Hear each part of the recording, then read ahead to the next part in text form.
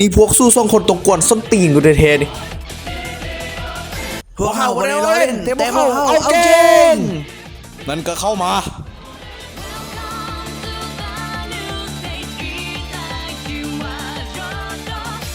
พวกสู้ส่งคนกระหูว่ากูกำลังจินตนาการว่ากูกำลังเห็นยังอยู่คันสมมติว่าวันนั้นมันบ่เคยเกิดขึ้นแต่มันบ่สามารถอีกต่อไปแล้วและพอด้วยสิ่งนี้มันได้จบลงแล้ว KJ ซีรีส์ที่21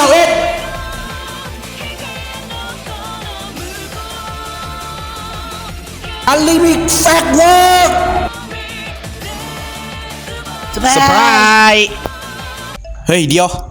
มันก็ใช้เวลานิดนึงแต่ในที่สุดแล้วพวกเขาก็สามารถเอาคนมาให้เจ้าได้สู้ส่งคนมาโทรศัพท์ค่อยเพื่อที่จะเอาโทรศัพท์มือใหม่ไม่ค่อยแมนซีที่ไม่เลยดีกว่าโทรศัพท์3.0เดี๋ยวฝ่ายข้อมูลอันเก่าค่อยดิแต้มเยอะเอาโทรศัพท์เนินมีมาเฮ้ยมาฆ่าดิมึงเห็นยังกูเลย